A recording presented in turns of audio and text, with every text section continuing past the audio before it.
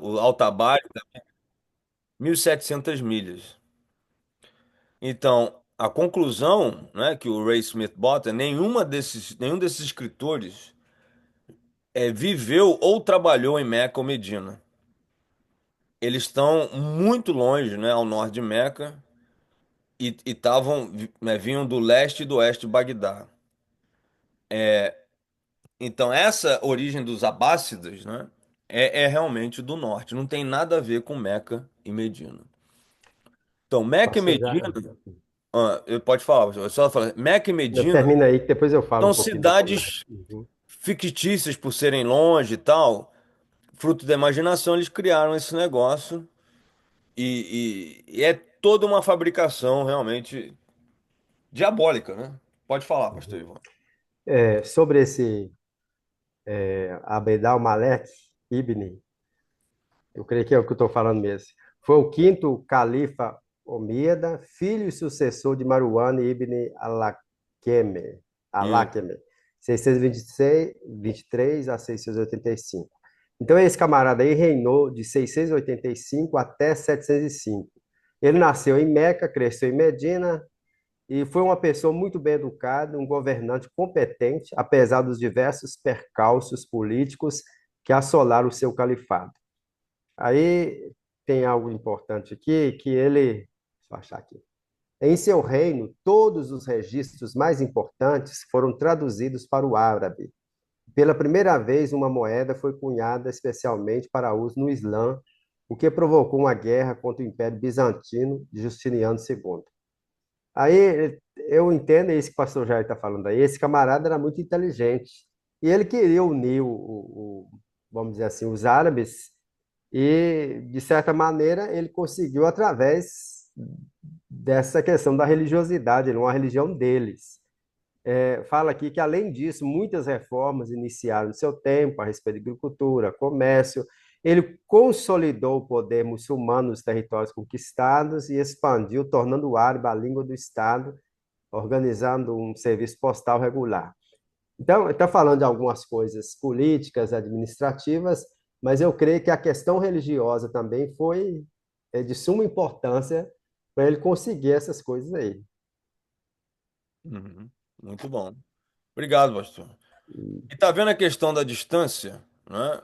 Assim, de como o islamismo teve origem em lugares completamente distantes, né? Bagdá, leste, oeste, foi escrito e tempo depois, né?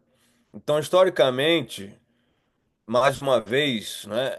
Você vê que, por exemplo, havia uma necessidade. Isso é outra coisa importante, né? A imitação, né?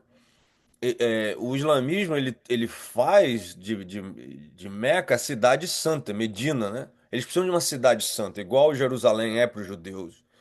E de uma certa forma é uma referência para os cristãos, embora não seja, né, a nossa cidade santa, a gente não precisa disso no cristianismo, mas é uma referência para nós.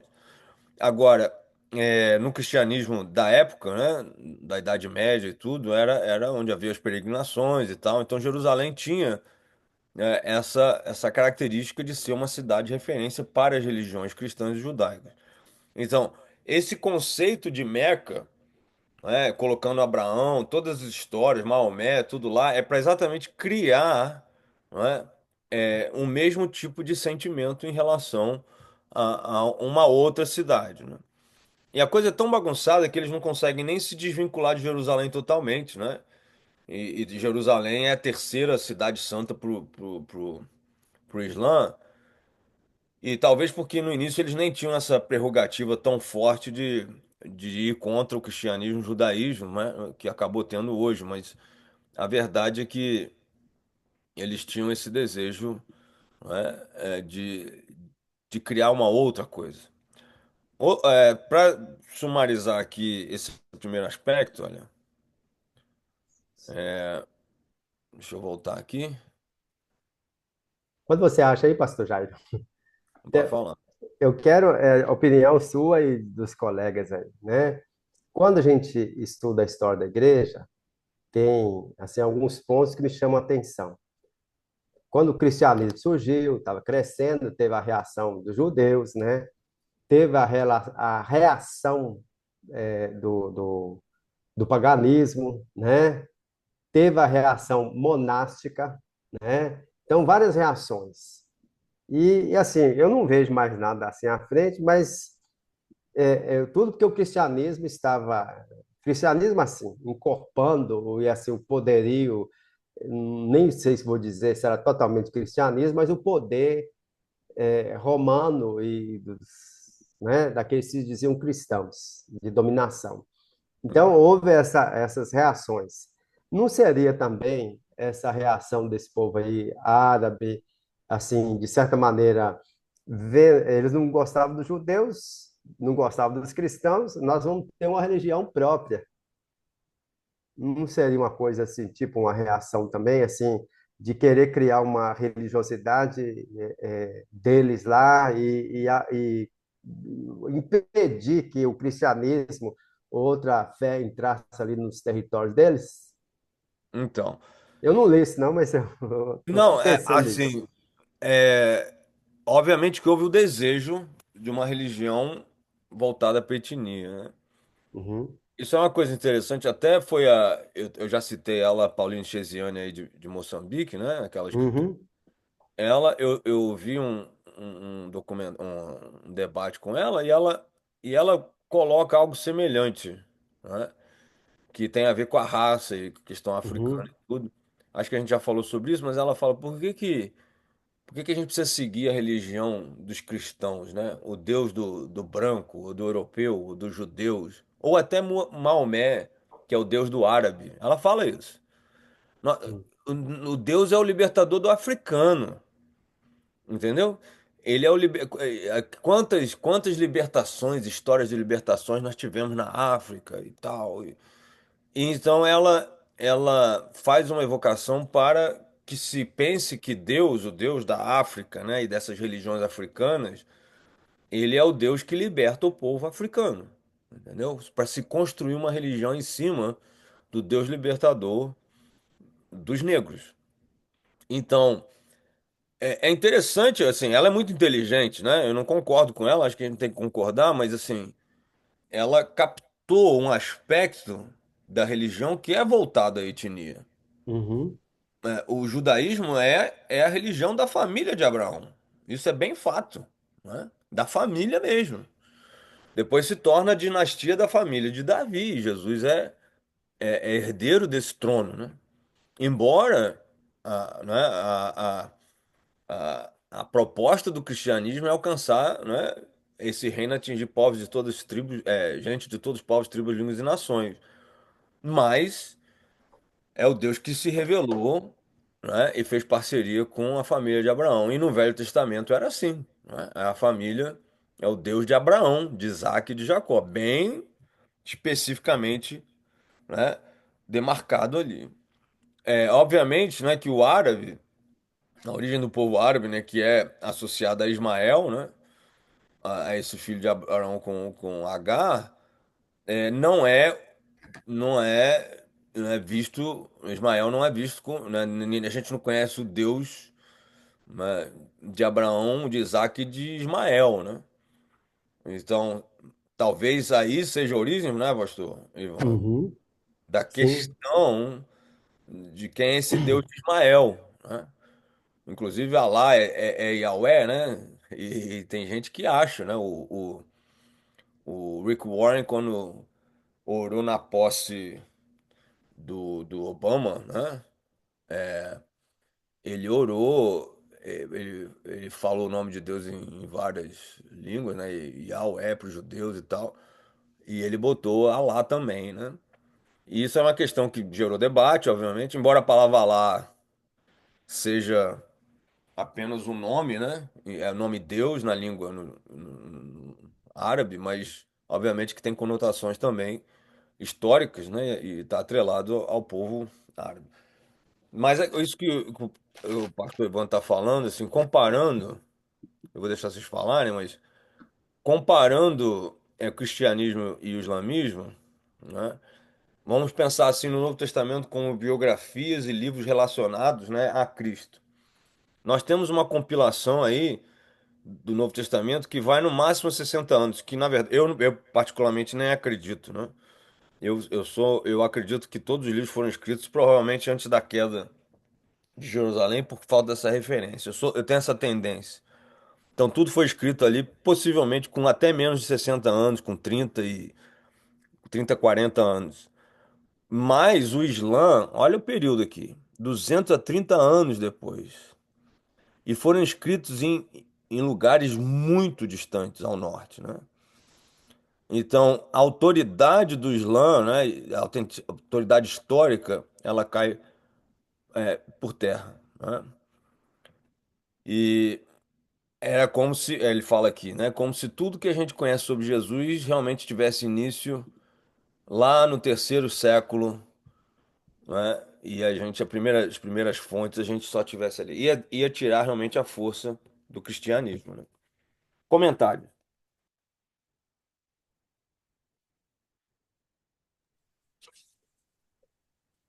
Quero ouvir vocês.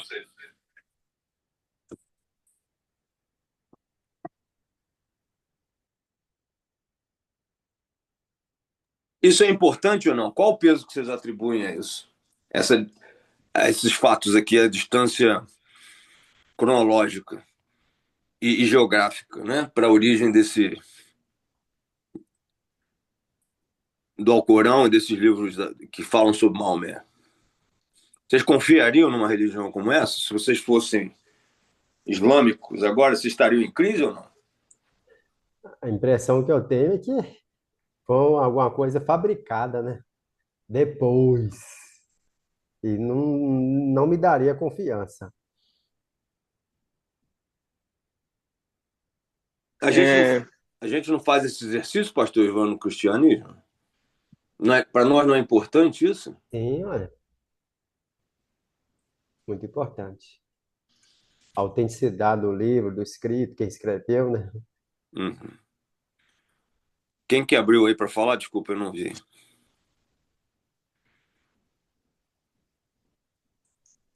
Michel? olá, consegue me ouvir? Pode falar. É, agora sim, a gente pensando como cristão mesmo, né? A gente precisa de mais informações, mais aprofundamento para causar vamos dizer assim, um tremor na base do conhecimento dessa.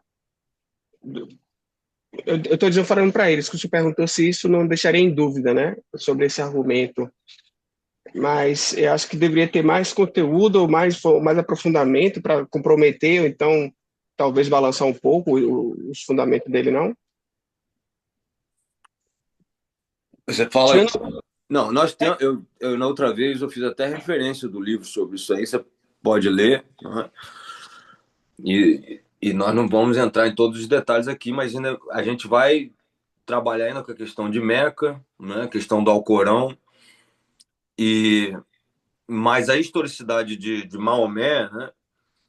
Ela cai por terra por causa das fontes. É só procurar as fontes. Você pergunta assim, qual o primeiro relato histórico sobre o Maomé? Qual o primeiro relato na história, o primeiro documento que faz menção do Maomé histórico? Você pergunta isso para um muçulmano, entendeu? sim, minha pergunta é justamente por conta de dúvida, porque geralmente você vai conversando com pessoas de seitas, né, de outras, eles sempre têm uma resposta justamente para algo que a gente coloca para colocar, para fazê-lo pensar que de fato aquilo ali é real ou não. Eles geralmente têm. Eles já não têm uma resposta pronta para essas questões? Muito bom. Então a pergunta é essa, o Ray mesmo fala isso, né? Você pergunta, qual é a pergunta que ele sempre faz? Qual é o primeiro documento histórico que faz menção a Maomé, né? De quando é? Essa pergunta, ela é paulada, entendeu? Então, numa apologética, você pode fazer isso. Quais são as evidências do sétimo século, no sétimo século, onde, né, Maomé teria vivido, que fazem menção a ele? Existe alguma? Então, não tem nenhuma, né? Não tem nenhuma fonte né, que fala assim, ó, Maomé, ele passou naquela cidade, aí ele teve com um juiz tal, e aí tem um documento que fala isso, ele, sei lá, foi preso, ou alguém fez uma carta para ele, uma menção, ele escreveu, não tem nada. Então a história, ela é silenciosa, tá entendendo o que eu tô falando? Ela fica em silêncio em relação a um personagem tão gigante assim, por mais de 200 anos. Vocês estão entendendo a gravidade disso aqui? Assim, ele é o profeta do Islã. No entanto, a história árabe mesmo, e esse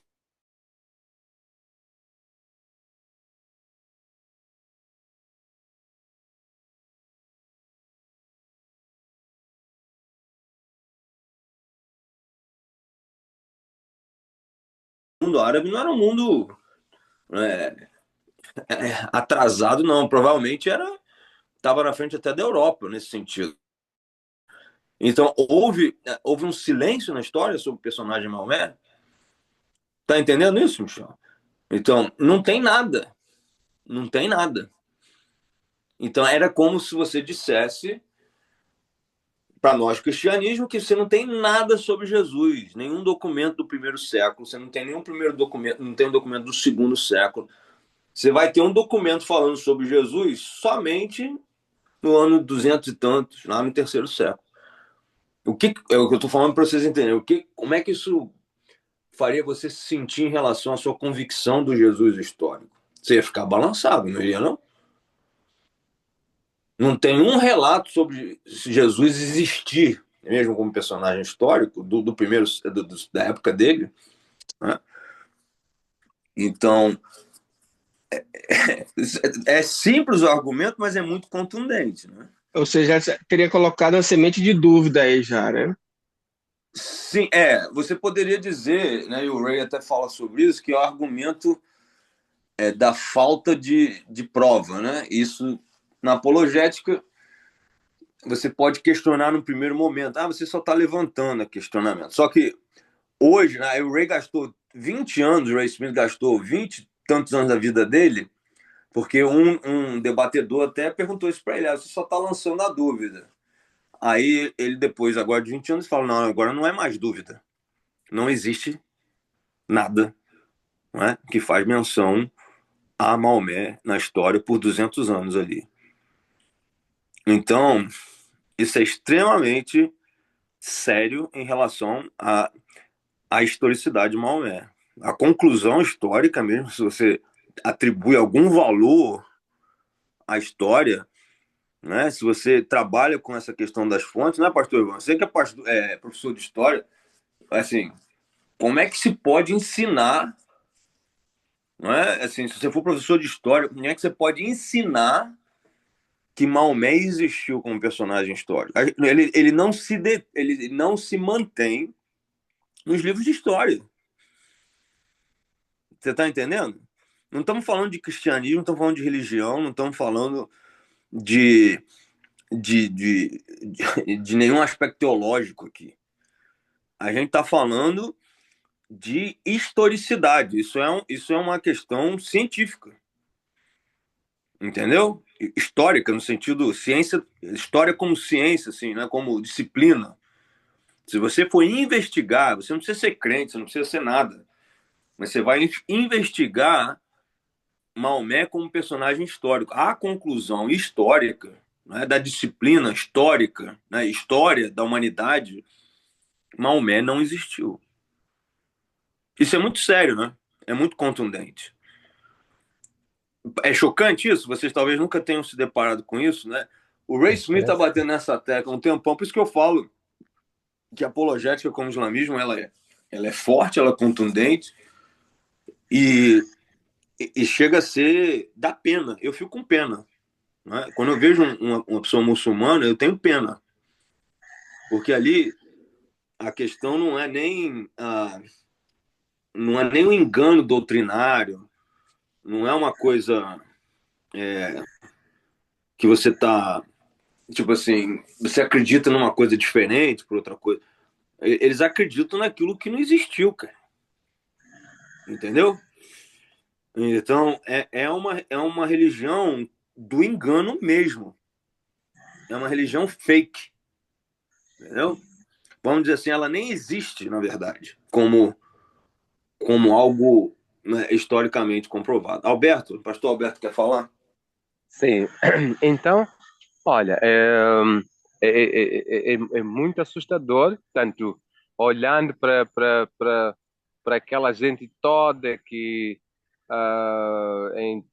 faz um movimento grande a nível do mundo inteiro e depois colocando aqueles pilares, aqueles 6 pilares do cristianismo, aquela situação toda de Meca.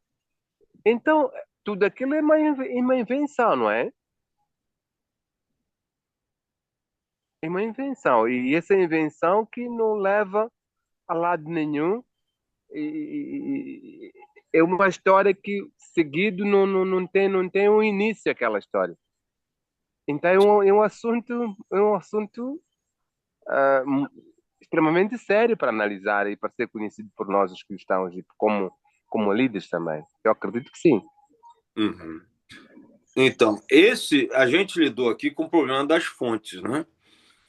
É, Então, as fontes do islamismo, assim, né, historicamente, não comprovam, né? Isso aí você já derrubou. Agora, existem os 3 aspectos mesmo, né, que a gente vai derrubar, né, que o Ray derruba. E o primeiro a gente vai falar é a própria Meca, né? Eu acho que não vai dar tempo para a gente falar sobre especificamente, que nós vamos falar ainda sobre Maomé e sobre o Alcorão especificamente. Isso aqui é só a gente está tratando do ponto de vista das fontes históricas, né, sobre o islamismo. Mas o problema de Meca, né, é, assim, alguma pergunta a mais? É só recapitulando então esse primeiro ponto, né? A narrativa islâmica padrão, né, ela declara 2 coisas, né? Que Maomé, né, o maior e o grande profeta que eles dizem, né, nasceu em Meca em 570 e ele morreu, né, em Medina em 632. Ele foi o que modelou o islamismo como paradigma para o mundo, né? Essa é a declaração deles. Ele recebeu o Alcorão como uma revelação final, né, para o mundo. Ele recebeu. Então, o Alcorão teria sido compilado, recebido por um homem só, né, e escrito por Maomé. Essa é a autoridade literária que a gente ainda vai falar sobre o Alcorão, né? Então, o Alcorão, estou recapitulando aqui, é a sua revelação, né? Foi mandado do céu ali na época, no final da vida de Maomé, entre 610 e 632. Então, e ela foi preservada como a revelação perfeita e final de Deus, né, para Maomé. E ela corrige todas as outras revelações da história. E ele está falando, obviamente, que eles estão lidando com o judaísmo e o cristianismo, ok? Então, há uma necessidade para o islamismo subsistir que Maomé tenha existido como personagem histórico, que o Alcorão tenha sido compilado na época, né, da existência de Maomé, porque ele é que recebeu a revelação, e, e que Medina e Meca sejam cidades reais, né? E da projeção que o Alcorão fala no tempo histórico de Maomé. E a gente vai ver que Medina não existia dessa forma, nunca foi, né, isso que ele falou, né? O Alcorão fala que remonta ao tempo de Abraão. Então, querem que eu repita aqui? Se vocês quiserem tomar nota, mas a narrativa tradicional, padrão, né, do islamismo, né, que é o que todo islâmico confessa, né, é que Maomé ele viveu naquela época, né, de 570 a 632. Ele é o maior e último profeta, e ele é que que modelou o islamismo como paradigma para o mundo, e ele recebeu o Alcorão como revelação final para o mundo. O Alcorão, então, segundo ponto aqui, né? Maomé e Alcorão é a revelação, a sua revelação foi mandada, né, do céu para ele lá, né, por volta de 610 a 632, antes dele morrer. E é a perfeita, maior, preservada revelação, né? E é a que supera todas as outras revelações.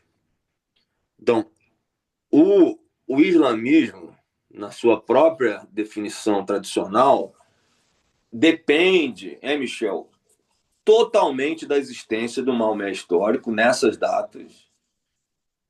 E, portanto, pela questão do personagem Maomé, como da própria questão literária do Alcorão. Entendeu?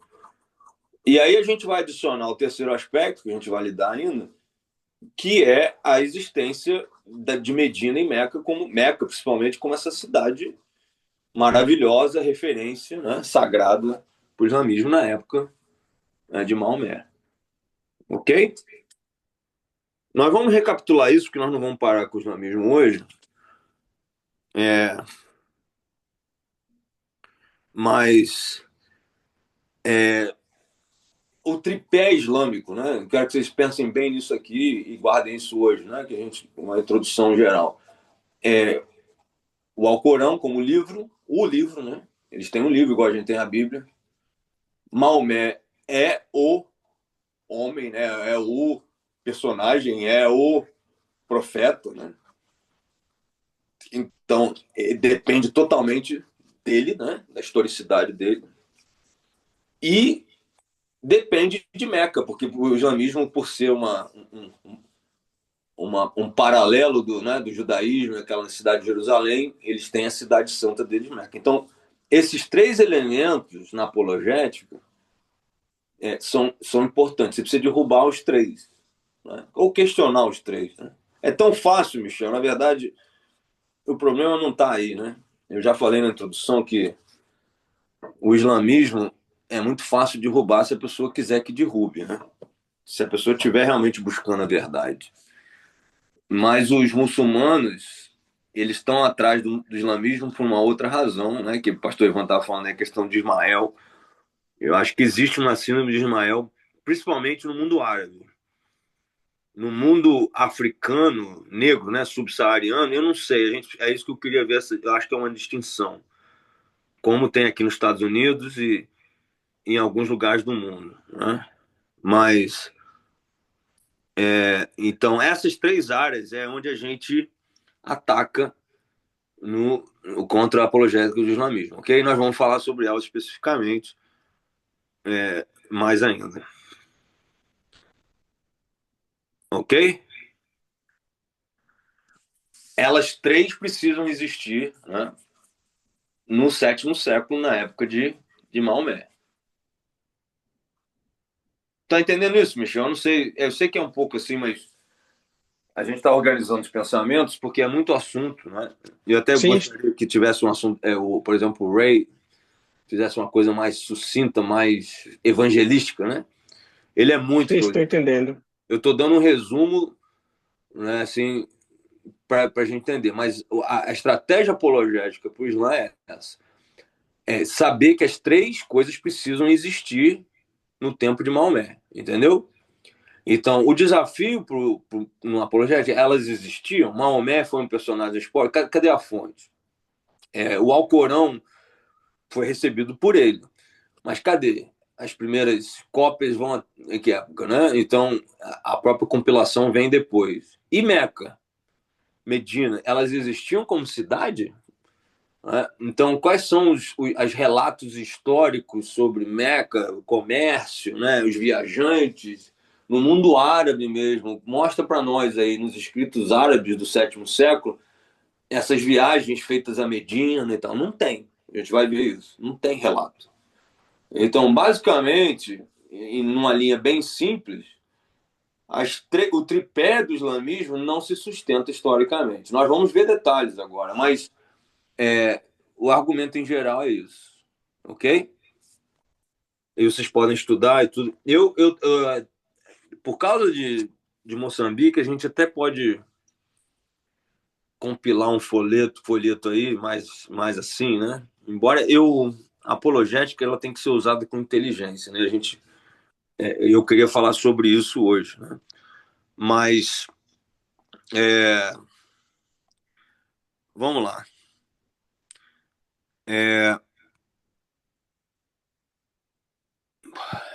Alguma pergunta, algum comentário aqui? Pastor Alberto, Pastor Ivan?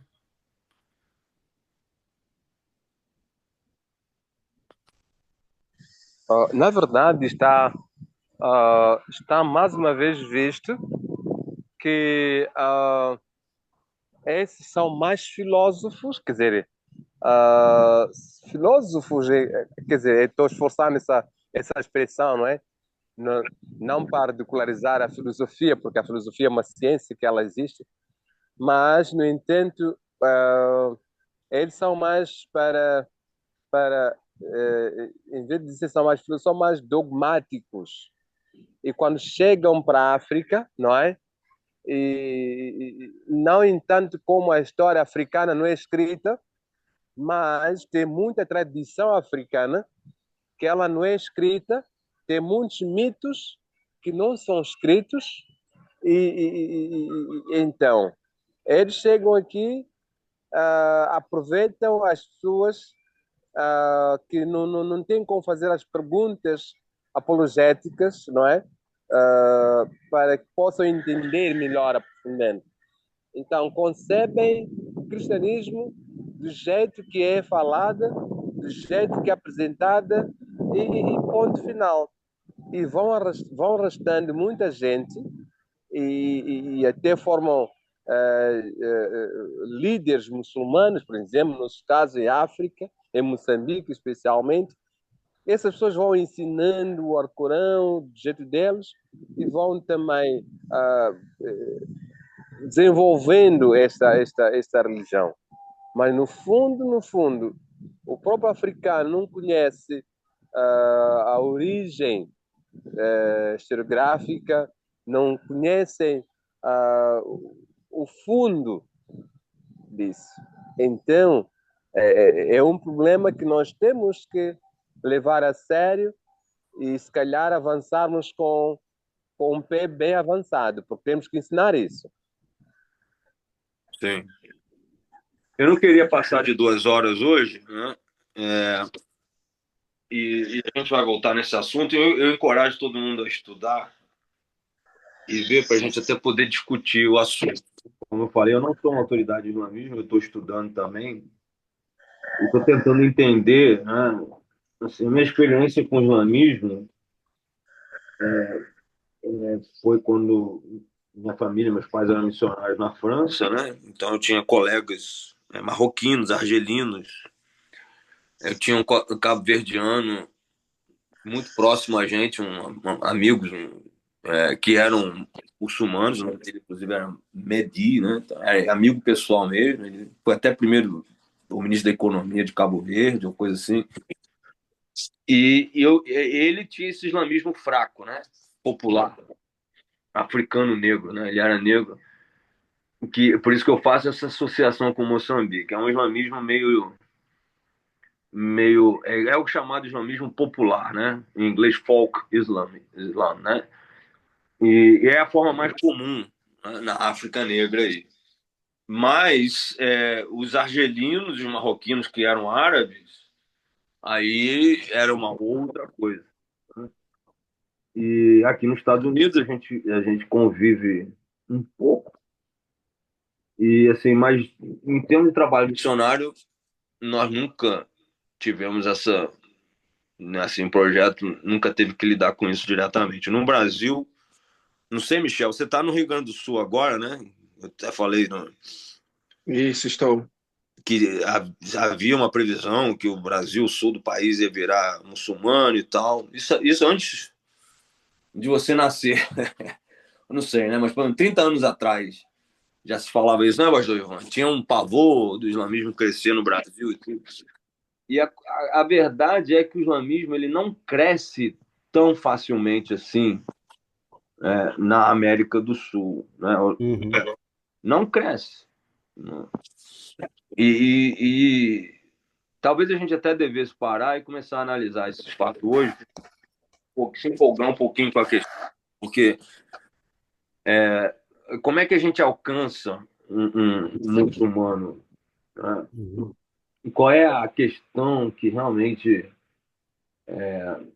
faz com que as pessoas abracem o islamismo, né? Independente da. Sabe, Michel, assim, a gente vai continuar trabalhando na questão da apologética séria, mas, assim, o que é o coração do muçulmano que precisa ser ganho, né? Obviamente que a apologética é para tirar a pedra do caminho, né? E, e, e a gente vai fazer isso, né? Mas, assim, qual é a questão do, do muçulmano?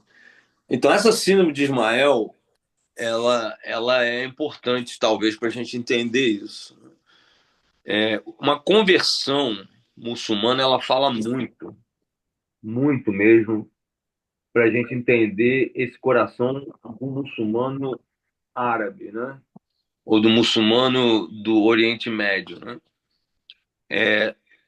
Por exemplo, nós temos se você estudar os relatos dos terroristas, né, e aquilo que eles chamam radicalização islâmica, né, é bem interessante como é que o processo acontece. Por exemplo, na Europa, está produzindo muito islamismo radical, né? E há um processo aí que é identificável já, né?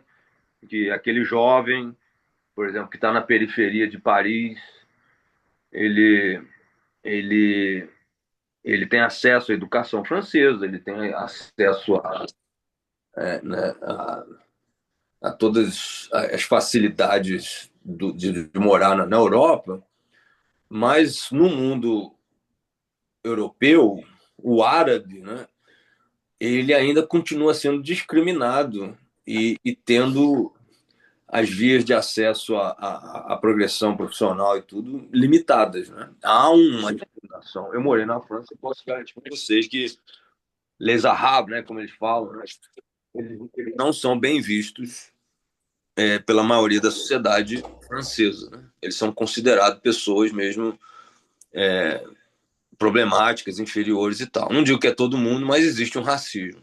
Então, não adianta o jovem ser um bom aluno e tentar fazer uma escola politécnica, né, a Sorbonne lá e tudo, ele vai ter dificuldade de ingressar numa companhia particular e tudo assim. Isso é muito possível, né, que seja assim, né, que ele encontre dificuldades na progressão. Então ele se torna um alvo.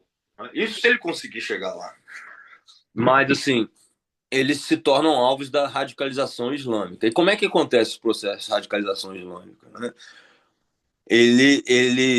Eles encontram a religião como uma forma de uma identidade, né, superior, a valorização do indivíduo, né? Eu sou árabe, né? Eu sou muçulmano e a causa de Maomé é a causa final, derradeira. Ele recebeu revelação, então o mundo islâmico árabe é um mundo que é o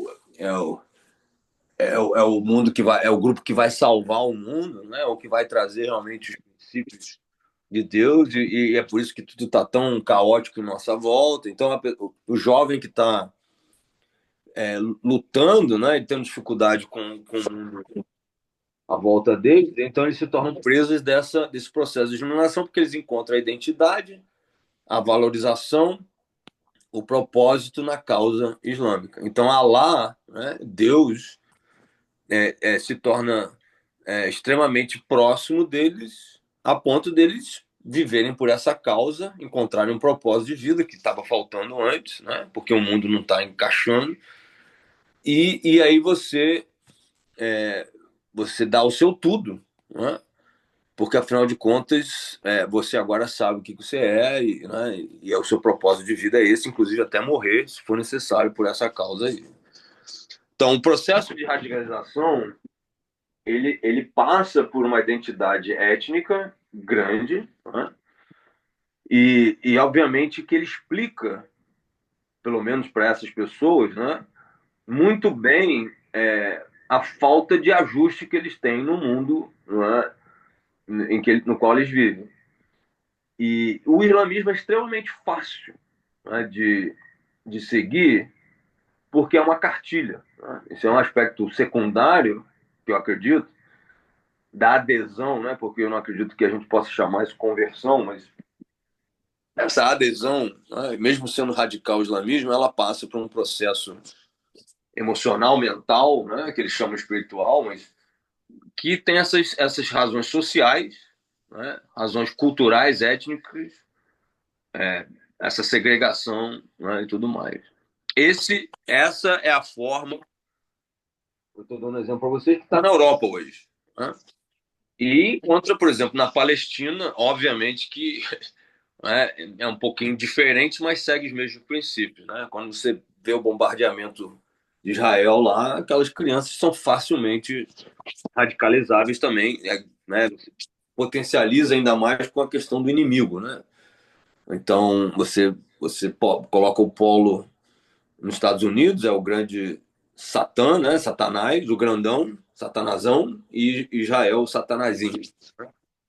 Então você explica, né, de uma maneira muito simples toda aquela inconformidade, né, que o jovem tem com o mundo e faz sentido, né, entre aspas, para eles e há um ingresso, uma adesão àquilo.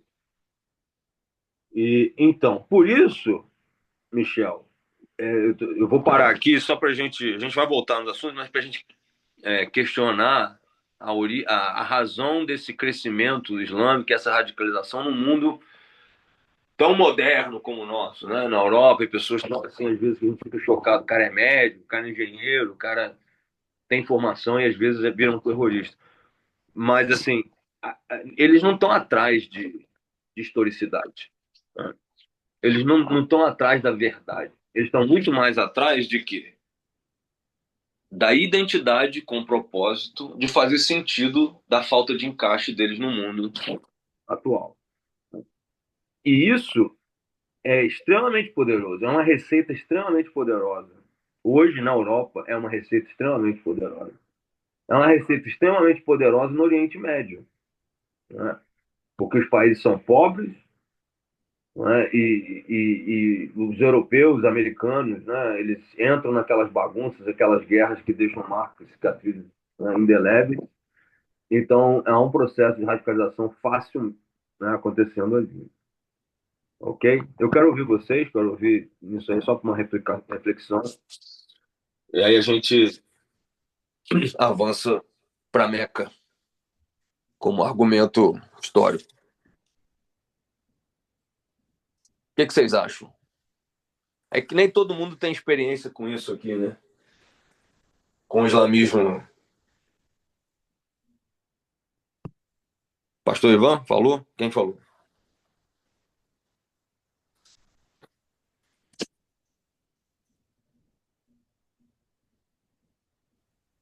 Não falei não, pastor. É isso que, como a gente aqui no norte de Minas ou Minas Gerais, a gente não tem tanto contato com muçulmano, eu acho que a gente fica um pouco alheio a essa situação. Agora que está, como diz, como nós estamos ouvindo mais e mais junto dos irmãos moçambicanos, que a gente está ficando mais interessado. Então, eu acredito que é uma boa oportunidade da gente aprender, né, e descobrir como, né, trabalhar isso. No Brasil a gente não tem atentado islâmico terrorista, eu não acho que Uhum, aconteceu ainda. Mas todo uhum, mundo está ciente disso no mundo, né? uhum, Isso para nós aqui nos Estados Unidos é uma realidade. Na Europa, né, é uma realidade. As pessoas vivem debaixo desse medo. Né? Depois do atentado 11 de setembro, andar no avião, eu lembro que eu fui ao Brasil alguns meses depois, e na minha cabeça eu estava pronto para Explodir. agarrar um terrorista se ele se levantasse lá, entendeu? Eu ficava o tempo todo pensando nisso, porque está perto, né? Mas vocês sabem, vocês veem as notícias e veem o que é o terrorismo, né? Estou dando aqui a explicação dessa radicalização islâmica. Vocês viram o que aconteceu com Israel no dia 7 de outubro, já Uhum. 2023, né? Já tem um ano, quase um ano e meio.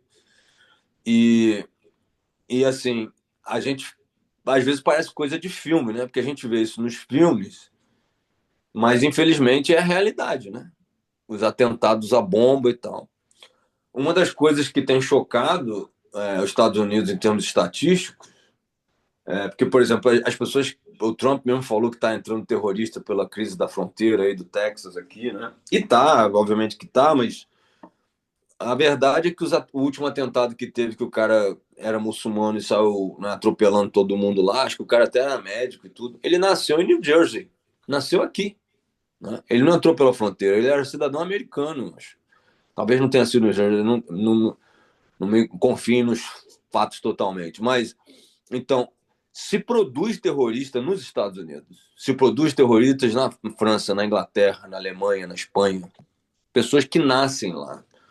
E eu estou dando explicação para vocês por quê? Porque, embora essas pessoas nasçam nesses lugares, quando eles vão tentar a vida moderna, né, nesses países ocidentais, eles encontram dificuldades, sejam culturais, sejam raciais, sejam o que for, e o islamismo, ele ainda é para eles a proposta que explica tudo. E dá uma causa, dá uma identidade, dá valor. Né? A ponto dos caras morrerem por isso, botar um colete de bombas e se matarem, ou matar todo mundo e depois se matarem e tudo mais. Né? Então, como é que é esse processo aí? Entendeu? Eu dei uma pausa aqui, né, para a gente não ficar só na questão apologética pura, mas para a gente entender o coração do muçulmano. É. E vocês conseguem ver isso? Consegue, pastor Ivan? Estão entendendo? A cosmovisão islâmica, ela encaixa para muito da insatisfação que os muçulmanos vivem no mundo Sim, sim. moderno. Né? Aham. E sim ou não? Sim, consigo ver isso. Agora, como é que a gente luta isso? Vamos pensar aqui, né, do ponto de vista evangelístico, para ganhar essa pessoa para Jesus. Que se a gente entende que o islamismo é uma proposta que faz sentido para eles de uma certa forma, só que a gente sabe que não é a verdade, né? A gente já tem a conclusão de que é uma religião falsa. Como é que o cristianismo pode ser realmente eficiente e relevante nessa hora? Eu quero ouvir vocês aí.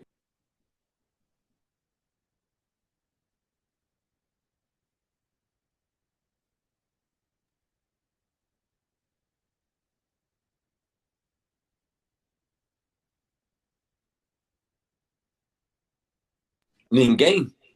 O Antônio está com a mão levantada aí, pastor? Fala, Antônio. O Arthur tá com a mão levantada, aí, ó. Pode falar, Antônio. Boa noite, professores, boa noite, colegas. Bem, estudar essa questão das fontes do islamismo para o nosso contexto moçambicano, eu quando me lembro, quando o pastor foi falando, me lembrei muito de o que nós estudamos como história de Moçambique, como é que os árabes entraram em Moçambique e desde os primórdios eles tiveram objetivos muito claros.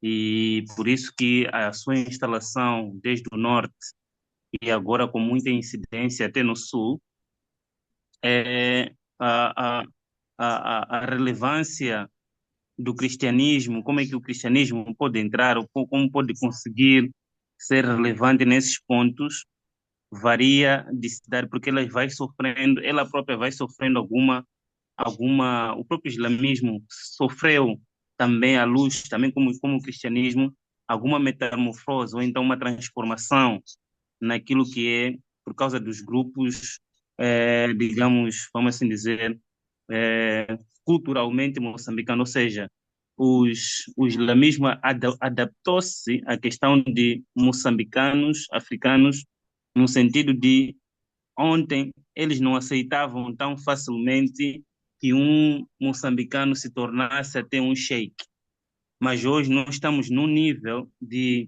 eh, de adesão, como foi usando aqui a expressão que o pastor usou, de adesão ao islamismo de todos os quadrantes sociais. Por isso que eles também têm a mesma expressão que o cristianismo tem à luz, quando o pastor Ivan falava sobre a questão de político-administrativo. Então, a questão, o impacto do islamismo em Moçambique tem algumas raízes até, digamos que, ao nível da soberania do país. Por isso, eles têm uma influência até estes níveis. Agora, como é que o cristianismo pode ser relevante, como pode ultrapassar alguns obstáculos? Na minha opinião, a verdade sempre é a verdade. Ainda que com aquele dito que aqui foi dito de que uma mentira dita várias vezes pode se aparentar ser uma verdade, mas sempre vai ser uma mentira. E uma verdade sempre vai ser uma verdade.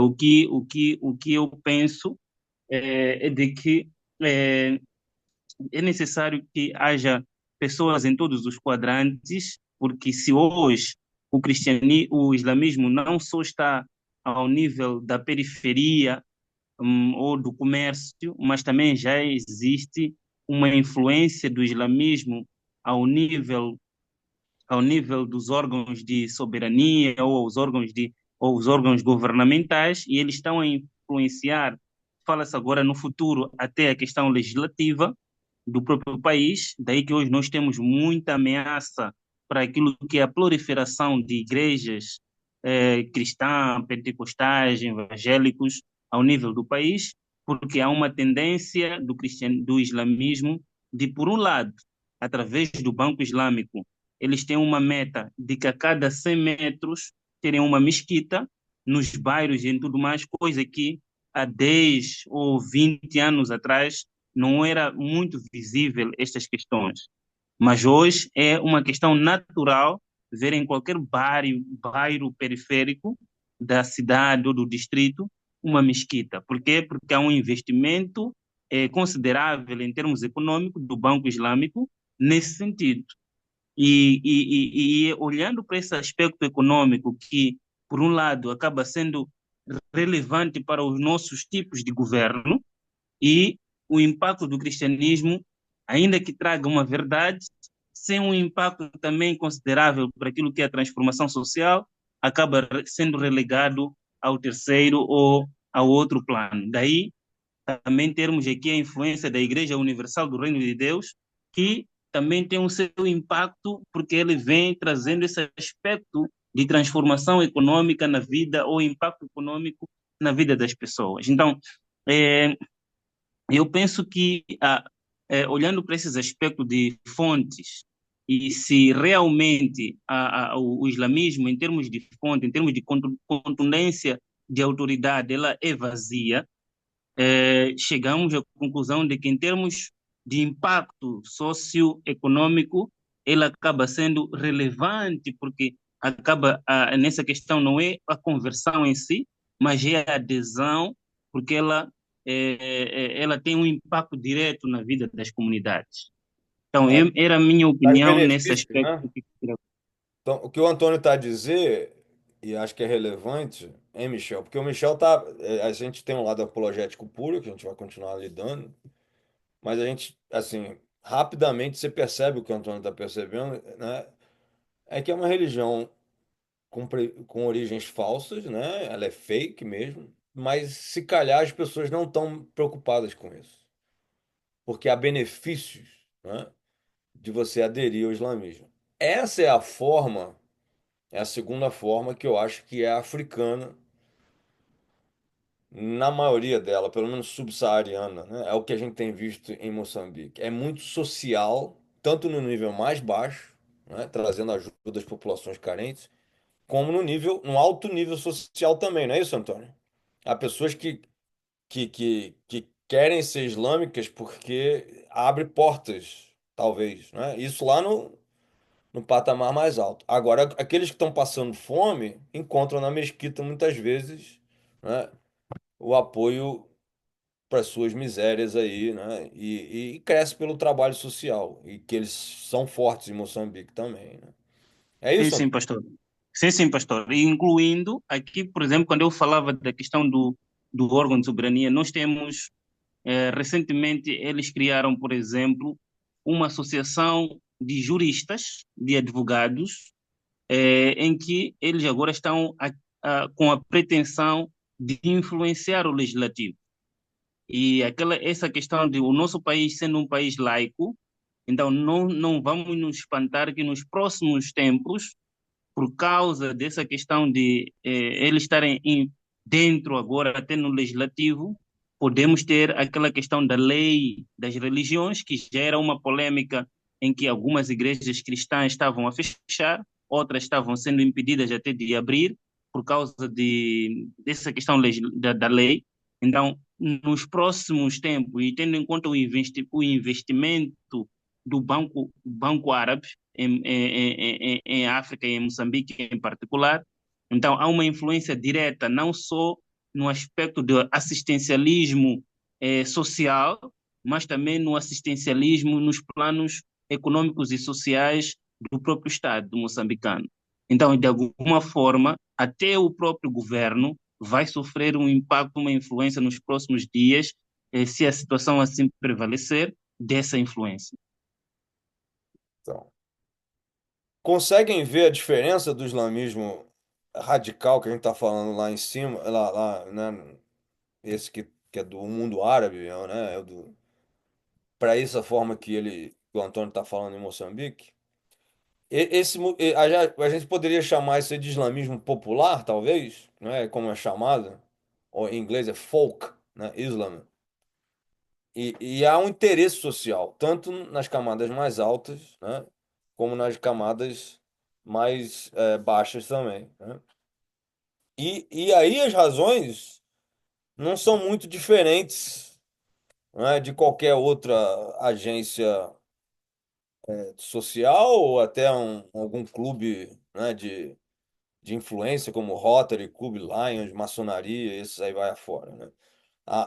Eu percebi isso em Moçambique. Eu conheci alguns empresários, comerciantes muçulmanos e o islamismo deles é bem light, né? Então, você percebe que é onde eles trafegam, né? Onde fazem os comércios, onde os negócios e há um interesse financeiro econômico por ser islâmico. Encontrei também, Pastor, só para terminar opa, aqui, também existe um islamismo que as pessoas usam para transitar melhor por alguns contextos, né, geográficos. Por exemplo, se você tiver numa província do norte que é muçulmana, você trabalha ali, né, você estando com a roupa de muçulmano, né, o homem usando a roupa comprida lá com esqueci o nome, não é kippah, não, mas e a mulher com burca, não sei o quê, então aquilo dá a sensação, eu sou muçulmano, então É um há uma- cofiô, Oi, pode é um falar. cofiô que põe na cabeça, põe um cofiô, põe aquela bata toda comprida, cofiô, tá tudo bem aí. Não é isso? Não existe isso para trafegar melhor? Você trafega melhor naqueles contextos ali, então eu vou usar isso. E a pessoa não está nem aí para religião, não é convicção nenhuma, é um mecanismo sociocultural, econômico para a coisa, acontecer. Fala, Alberto, você ia falar quem é aqui? Era você mesmo, né, Costa? Pode falar. Ou foi o não, Sim, Michel? sim, Michel, estava dizendo. Não, não, a verdade é o que o Antônio estava dizendo é um pouco mais que isso, né? Por isso as pessoas não estão muito preocupadas, na verdade, em conhecer a historicidade do islamismo, em conhecer porque até mesmo o cristianismo, não é? A população em si, eles querem ver o que está a acontecer para eles. Por isso, o Edir Macedo, ele tem muita popularidade em Moçambique, porque fazem a ação social, fazem aquilo, depois conectam-se com o governo e vão explorando o povo sabe que tem uma proteção assim. Então, assim como o islamismo, eles usam soluções muito sutis assim. Imagine que ele emprega alguém, né, na sua loja, sobretudo, eles são mais comerciantes, essas coisas todas. Então, e daí eles, para manter-te, dizem, olha, casa-se, tu tens de casar. Para ficares aqui tens de casar. Mas antes leva para a mesquita para manter o seu emprego lá. Casa, tem que casar com uma muçulmana. Então, oferece-te um quarto ali, oferece algumas condições e os filhos vão ser nascidos, nascem muçulmanos. Esta maneira está expandindo a influência muçulmana. E os muçulmanos, por causa do Banco Islâmico, por causa de muitas outras partes econômicas que eles têm, eles compram terras grandes, terrenos grandes e constroem escolas, madraças e escolas mesmo do ensino, não é? Onde colocam a regra muçulmana lá. Então, está lá, tu tens que obedecer a toda a regra assim. É uma das formas que eles usam para que todo mundo torne muçulmano, vão facilitando o ingresso, vão facilitando tudo, e as crianças estão lá. Então, o pai cristão meteu a criança lá, porque o seu filho lá, porque, pronto, eles têm o ensino facilitado, têm uma qualidade boa, mas a criança lá na escola, o que acontece? O pai já não está vendo aqui. A criança vai aprendendo a regra muçulmana, vai aprender aquelas práticas todas, ele vai crescendo e já logo muçulmano. Então, eles usam muitas formas para conquistar o moçambicano, sobretudo. Assim como eu estava dizendo, o Antônio, agora, por exemplo, o governo formado agora, não é? A gente vê alguns nomes, super nomes, você vê que esse indivíduo aqui é um muçulmano, já faz parte do governo, não é? E de certa maneira vai fazer a ponte da sua religião com a política e eles vão injetando finanças e o governo não pode proibir, não é? O Estado laico não pode interferir em questões dessas e vai recebendo, por exemplo, com o Edir Macedo, por exemplo, aqueles que injetam muito dinheiro para os cofres dos grandes e também aqueles que são muçulmanos também vão injetando grandes somas. Então, dessa maneira vai. Agora, e a igreja evangélica, ela tem que estudar agora o que tem que fazer, sabendo que tem esse bloco desse lado, tem um bloco do outro lado. A Igreja Universal, que ela é tida como igreja evangélica, não é, onde faz parte do grupo de nós todos, não é? Ela vai fazendo aquilo. Todo mundo vai pensar que os evangélicos são aquilo que acontece com a Igreja Universal. Então, a Igreja Católica também, ela está mais ligada ao Estado. Então, nós, os evangélicos verdadeiros, precisamos de pegar esses pontos todos e traçarmos mecanismos de como podemos contornar isso. E ainda seja difícil. Muito bem. Pastor, obrigado.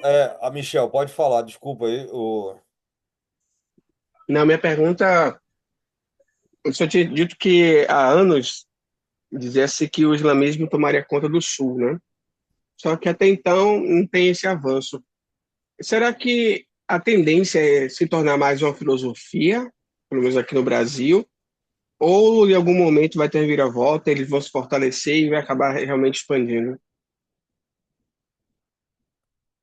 Olha, o islamismo na Europa, ele só existiu por causa da migração das colônias, né? Do norte da África, principalmente.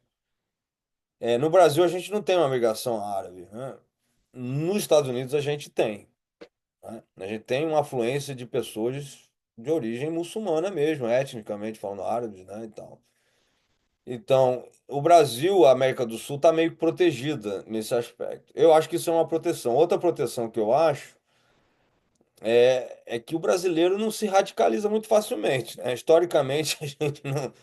o Brasil não é um país de grandes extremos, né? Na história de guerras e né, revoltas e tal. Tem algumas, poucas, mas nós não somos uma nação. E por outro lado, né, no sul mesmo, a cultura mais europeia e tudo, né, não é uma cultura de vantagem tão forte como você poderia encontrar em outros contextos. Então, o islamismo social, né, popular que a gente está falando aí, que tem na África, por certo, no Rio Grande do Sul, em Santa Catarina, não são veias muito fortes, né, Michel? Para acontecer, né? Então, olhando aqui, né, vocês estavam falando, eu estava produzindo aqui. A gente tem essas duas formas de islamismo, né? É pelo menos fácil de identificar. A gente tem esse islamismo radical, né? Que tem né, esses dois aspectos aí, né? Por que que o cara adere, né? Ele tem esse encaixe de cosmovisão, essa conversão para ele, né? Eu sou, eu sou árabe, muçulmano, o mundo é o meu inimigo, né? E aí ele recebe esse chamado, né? E aí ele tem esse propósito, essa identidade, e virou. Principalmente é para homem, né? Apela bastante o lado guerreiro, né? Eu tô na Guerra Santa, no Jihad, e aí vamos conquistar o mundo. Agora, no social, né? Que o pastor Alberto estava falando e o Antônio, a palavra é interesse, né? Seja interesse de classes mais baixas, mais baixas socioeconômicas, né? Ou mais altas, né? Então, tá entendendo a dinâmica aqui do crescimento do economicamente? Tá entendendo a dinâmica aqui, Michel? Porque o Brasil não tem muito esse mais altas também. Então opa.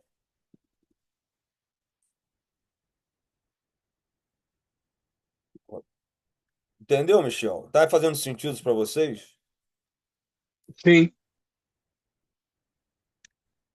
Então, por isso que talvez não cresça, né? Obviamente que também, pastor Ivan, a questão do cristianismo no Brasil, mesmo seja católico ou que seja, os princípios cristãos, eles não são muito facilmente trocados por uma bagunça que é o islamismo, não, né? Assim, os valores ético-morais, né? Do cristianismo, mesmo o Rio Grande do Sul sendo um estado secularizado, assim, em termos de valores sociais, morais, assim, a gente tem uma base cristã no Brasil ainda, que de uma certa forma, né? Assim, por que que um cara iria se radicalizar no Brasil, sair explodindo todo mundo e tudo? É meio difícil de ver isso acontecer, por exemplo, no Brasil, né? E as vantagens sociais no Brasil também não são, não tem nada, né? Lá em Moçambique, como o Antônio falou, você a gente tem que lembrar que a, a costa leste da África, ela é a via natural de comércio para a Arábia lá, né? Para esse Oriente Médio ali, né? Isso aí acabou sendo, como o Antônio falou, essa influência árabe trouxe a influência islâmica depois, e vem com comércio, vem com economia. Então, o islamismo em Moçambique, ele sofre primeiramente por uma proximidade geográfica, né, com o mundo árabe, certo? Concordam com isso, não?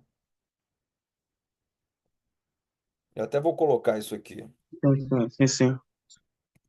Porque se Moçambique tivesse na América do Sul, não seria. Se você pegasse a população negra toda de Moçambique, botasse na América, longe da Arábia Saudita, eu acho que eles já não seriam presas tão fáceis do islamismo. A proximidade geográfica, entendeu? Sim ou não, Antônio? Não, não, realmente é que o Sim. pastor já está a dizer muito bem. É que antes da colonização portuguesa, os árabes já estavam em Moçambique, mais de 500 anos atrás, não é? Portanto, a história que nós conhecemos hoje é que, por exemplo, em Nampula, portanto, morou lá um senhor chamado Musa Albik, que era não é? Então, este nome é árabe, por isso Moçambique é Moçambique porque é de Musa Albik. Então, antes dos portugueses colonizarem Moçambique, os árabes já estavam aqui, desenvolver o seu comércio e trazer suas influências culturais, religiosas e tudo. E essas influências foram mais sair de Mombasa, aquela zona de Cabo Delgado, Nampula, aquela costa toda, e até temos a zona de Nova Sofala, Nova Mambone, que tem uma influência hoje muito grande. Isso é histórico mesmo. E tem pessoas que só conheceram aquela religião desde a sua. Então, esta é a causa porque que tem muita influência. Por exemplo, em Niassa, hoje estão a fazer um trabalho muito grande para a província de Niassa, formando líderes lá de várias maneiras para que possam ter muita influência o ensino, porque lá não é fácil, temos poucas igrejas em Niassa por causa desse muçulmanismo, dessa situação muçulmana. Então, é histórica mesmo essa questão de Moçambique ligada aos muçulmanos. Então, pastor Alberto, Antônio quer falar? Eu já vou fazer a pergunta para o Antônio que levantou a mão e para o Alberto. Nós vimos aqui, recapitulando, né? O islamismo radical é essa questão de uma cosmovisão que encaixa com um cara que não está encaixado no mundo europeu, seja lá o que for. Ele vê o mundo avesso a ele. E o islamismo é a resposta ideológica, né? E tem essa questão de identidade e propósito, o homem, guerreiro e tal, vamos conquistar o mundo. Isso apela muito, né, para esse islamismo radical.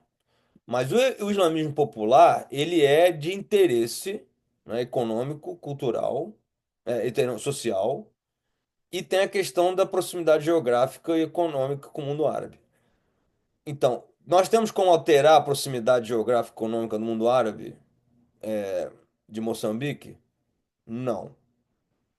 Essas ligações vão ser cada vez mais fortes.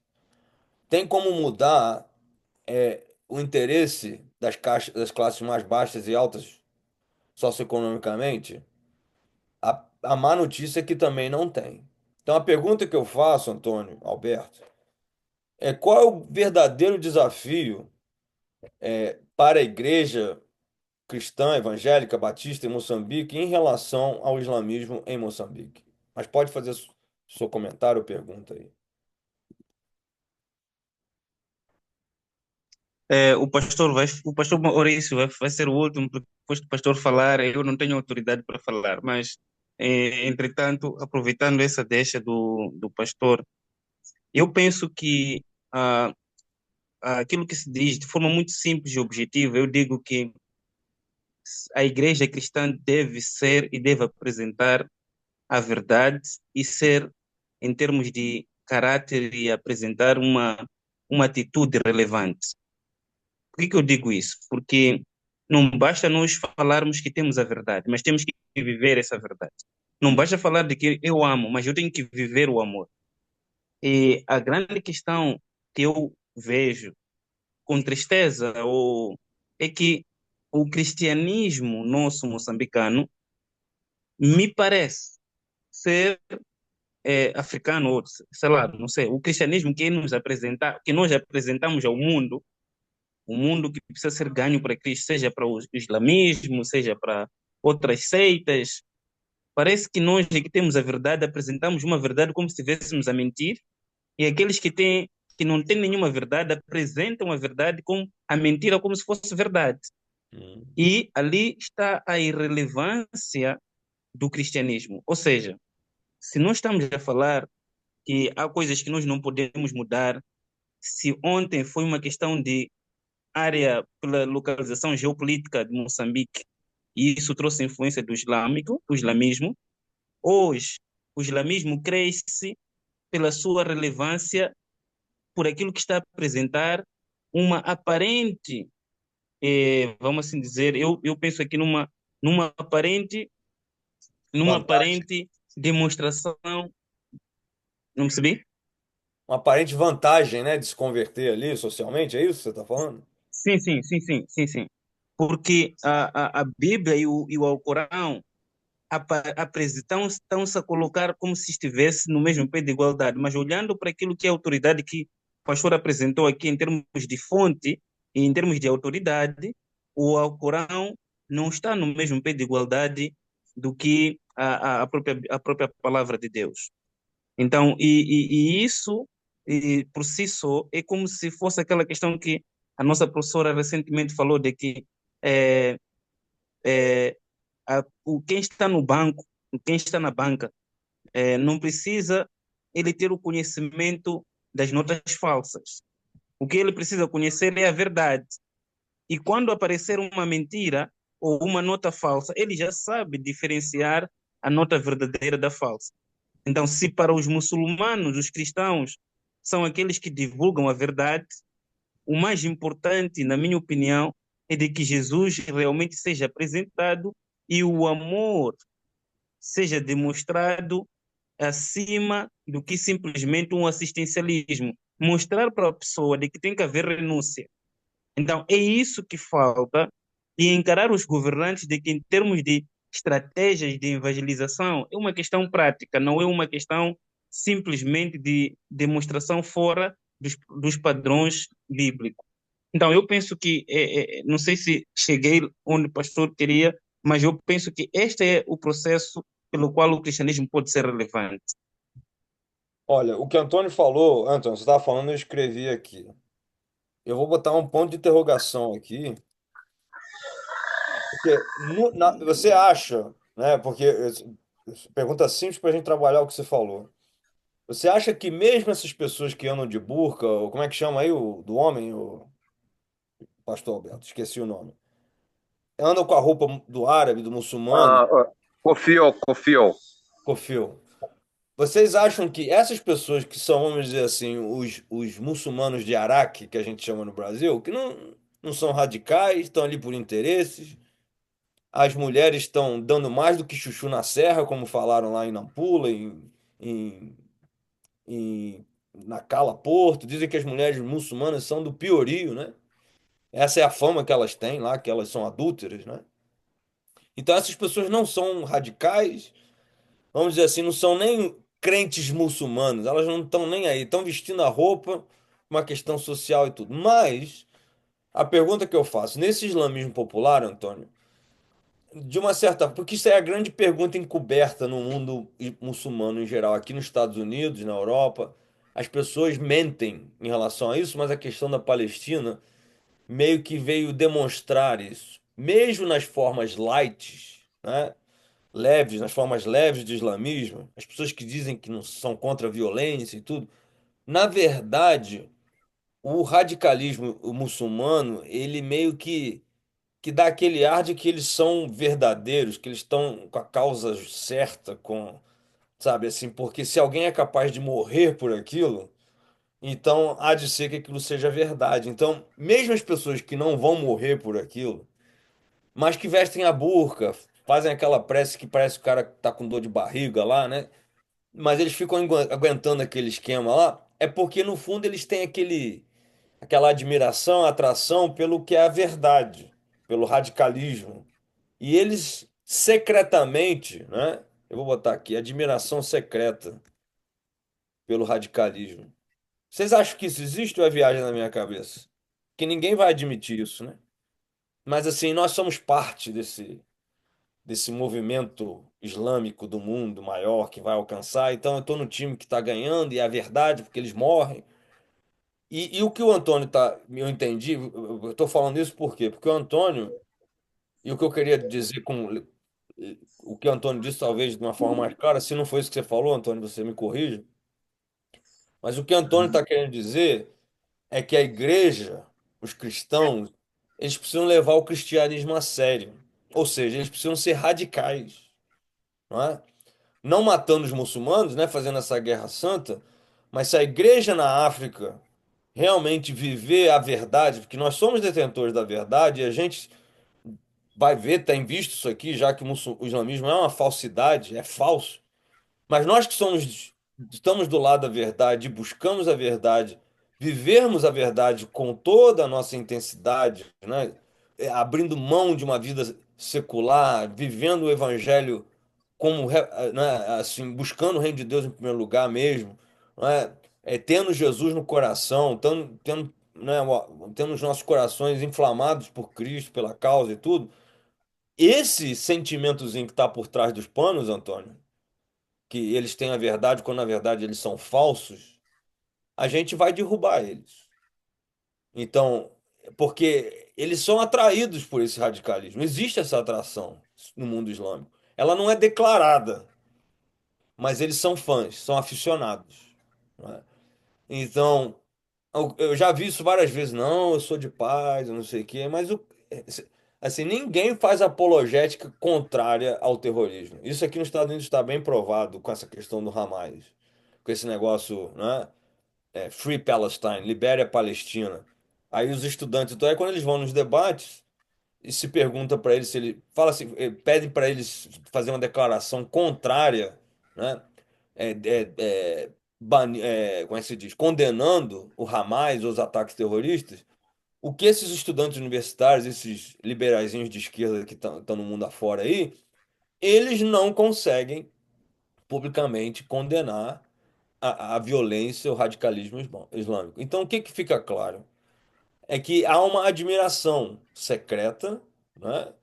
Ela é subliminar, muitas vezes, porque eles não ousam falar, mas aqueles que não têm a coragem de viver o radicalismo, eles aderem ao Islã, apreciando o radicalismo alheio, né? É como se a gente no cristianismo muita gente abraça o cristianismo e admira os heróis da fé, os que morreram nas bocas dos leões e tudo, e aquilo meio que alimenta a nossa fé, porque a gente crê que é verdade, porque aquelas pessoas foram capazes de morrer por aquilo. Então, o potencial, né, de alguém que morre por causa de uma causa, o potencial de aumentar essa causa é muito grande. É o efeito mártir do negócio, né? Até vou colocar isso aqui. Efeito mártir. Isso existe ou não existe? E como combater? É isso, Antônio, que você falou? É isso que a gente precisa viver? A gente precisa ser um radical, antirradical, viver o evangelho a sério? Não é? Não é isso que a África está precisando? Eu acho, assim, já Sim. caminhando para o fim, mas eu queria ouvir vocês ainda se quiserem falar, né? A gente vai voltar nesse assunto semana que vem. E eu encorajo vocês a estudarem sobre Meca, sobre, né, a historicidade de Meca, do Alcorão e de Maomé, mas se a África, né, que está realmente se deparando com essa forma de islamismo popular, social, interesseiro, vamos dizer assim, né? Se o cristianismo da África, e diga-se de passagem, o continente africano é um continente de maioria cristã, né? Estatisticamente, pelo menos. Então, se a África, o cristianismo na África for levado a sério, né? De se viver por Cristo, para Cristo, pelo reino, buscando o reino em primeiro lugar, obviamente que isso vai ser aquilo que vai mudar o cenário, como é, na verdade, no resto do mundo. O Boko Haram, o grupo do norte de Moçambique, que eu esqueci o nome aí, que também, né, se dizem radicais e matam e decapitam, né, por causa de Alá. Na verdade, eu acho que o islamismo, nesses casos aí, muitas vezes é uma desculpa para aquilo que a gente já via na África, né? A gente já conhece na África. A África é um país, é um continente em ebulição, né? Existem vários bolsões de revolta, né? E em alguns casos, como esse Boko Haram em Moçambique, eles abraçaram, aderiram ao Islã para poder, né, meio que. Eu estou falando de uma maneira simplista, mas foi conveniente ali, né? Porque por causa das questões geográficas comerciais que a gente já falou ali, e houve essa identidade guerreira ali, talvez que tenha acontecido, mas não tem esse aspecto árabe, né, étnico-cultural, não me parece que é tão forte, pelo menos o étnico, né? E essa questão de Ismael e tudo. Mas a África é um bolsão, né? É um continente que tem vários bolsões de revolução, de violência, né? Então, na Libéria teve isso, Uganda, né? No Mali, você vai por aí afora, houve sempre movimentos armados, né? Moçambique agora está, se não entrar num é porque Deus realmente tá, né, evitando isso, mas assim, teria todas as razões para virar um conflito armado. Então, eu acredito que esses movimentos chamados islâmicos na África, eles só tomaram a forma islâmica por essas questões de proximidade, que a gente falou, geográficas, né? Econômicas, e não por um islamismo radical, como a gente vê realmente, né, lá em cima. Então, não é o verdadeiro inimigo. O verdadeiro inimigo da igreja na África e no mundo é a própria frieza da igreja, né? A própria falta de radicalismo da igreja. Cláudio, pode falar. E se algum irmão moçambicano quiser falar, pastor Antônio, e a gente vai continuar no domingo que vem. Alguém escreveu aqui? Eu só queria dizer uma coisa muito simples, não sei se posso. Pode falar. Pode Sim, falar, pastor. sim, sim. O que o pastor já ia dizer, o radicalismo cristão. Talvez eu resuma numa palavra assim. A África já tem uma preocupação, na verdade, nesta área, que é o discipulado. Discipulado, algumas vezes, não é tão bem entendido assim, mas que discipulado? Quero me lembrar muito do que o pastor Jairo e eu, quando fomos, imagine que um de nós não fosse cristão, não é? O discipulado é assim, viver. O viver cristianismo, você demonstrar o cristianismo àquele que não é cristão. Isso falta muito para nós, os cristãos. Isso é o discipulado. Eu vou discipular alguém. Discipular alguém não é contar-lhe a história, é viver a vida cristã perante ele. Uhum. Demonstrar o amor cristão perante aquela pessoa, fazer com que tu vivas. Imagina, durante a viagem toda, nós falávamos a mesma língua, pastor Jairo. As pessoas queriam que nós comprássemos refrescos. Tínhamos dinheiro, pois podíamos ter comprado. Mas dissemos não, negamos. Em algum momento nós ficamos em perigo e que a carta de condução do pastor Jairo estava em risco. Mesmo assim, nós dissemos não, não, porque nós queremos viver o radicalismo cristão. Imagina que nós semeamos. A ida toda foi difícil. E nós mostramos a todos os policiais pelo caminho que nós somos cristãos. Ao regresso, já não nos pediam mais o refresco, pediam-nos Bíblias. Já sabia que esses são cristãos. É isso que falta em nós. Precisamos de viver o cristianismo, mostrando aquilo que nós somos, mostrando o amor cristão, e as pessoas vão admirar-nos. Essa questão toda econômica dos muçulmanos, e que toda, ao fim do dia, tudo isso termina.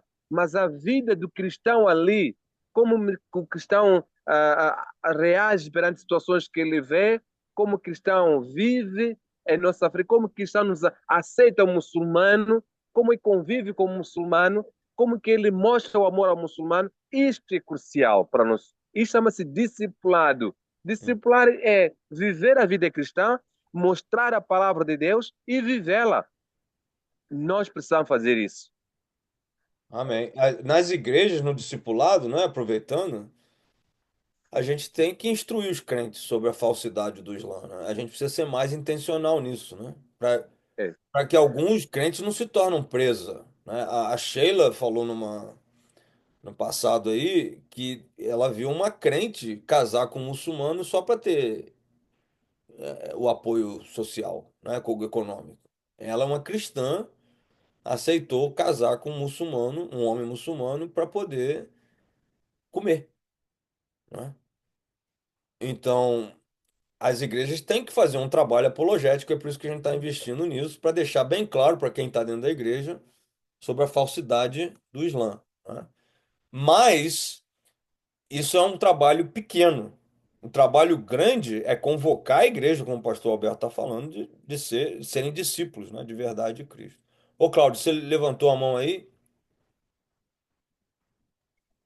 Pastor, tá, eu ia pegar o gancho aí, mais ou menos o que o pastor Antônio falou, né? Que o caminho, o grande caminho é esse, é o amor, né? É através do Espírito Santo de Deus, de estar discipulando essas pessoas, não só com palavras, né? De viver, de vivenciar essa vida cristã, que tanta gente acredita, né? E muitas vezes a gente, possa ser que muitas vezes a gente não tenha vivido de fato essa vida que é para viver, né? Porque às vezes a gente quer convencer as pessoas com palavras, só que as palavras muitas vezes são vãs, né? Mas quando a gente apresenta através do exemplo, o exemplo ele arrasta. A pessoa fala, eu quero beber aquela água que o cara ali bebe ali, porque eu olho ali, eu vejo ali que realmente ele é um cristão de fato, de verdade, né? E não um cristão só da boca para fora, né? E o que que você acha da palavra radical? Viver radicalmente por Cristo. Você falou de amor. O amor sempre é uma palavra assim que é extremamente forte, mas às vezes é muito levada, não levada a sério, né? Então, mas o que que é ser um crente radical? O que que isso implicaria? O que que a igreja precisa fazer para ser radical, para ser antirradical contra o islamismo? No Brasil, em Moçambique e tudo. O que que é É, uma não- igreja radical? é aquilo que a gente está falando, pastor, viver a verdade, né? Ver o que está nos evangelhos, né? Viver essa questão, esse discipulado, e como você falou aí, né? Que às vezes a gente não tem esse comodismo da gente, né? De viver só naquela mesma ali. Mas quando a gente fala Agora, assim, como é que você é, falou pastor? uma palavra boa, né? O comodismo. Então, radical é ser Isso. anticomodismo. Aí, O que por mais? exemplo, vamos supor, vamos dar um exemplo aqui na prática aqui, nos eventos.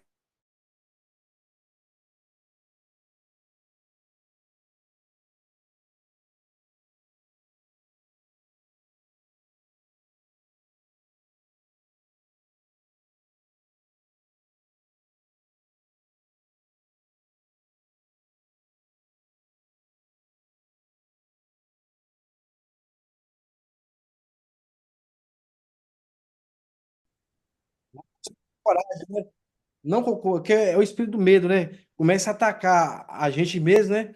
E a gente começa a entrar no que eu falei, né? O comodismo, de não querer romper em fé, falar do amor de Cristo, sair em porta na Quais são estrada. as marcas do comunismo? Você falou, o cara prefere não arriscar, a questão de dependência de Deus, não depender de Deus, depender às vezes do recurso financeiro, Também. né?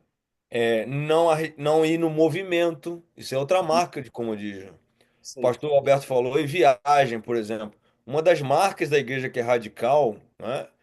Ela depende de Deus, ela não depende de recursos humanos, ela não está debaixo de autoridade humana, mas de Deus, mas ela faz um movimento, como Abraão saiu da sua terra, né, foi para a terra prometida. Essa é a jornada de fé.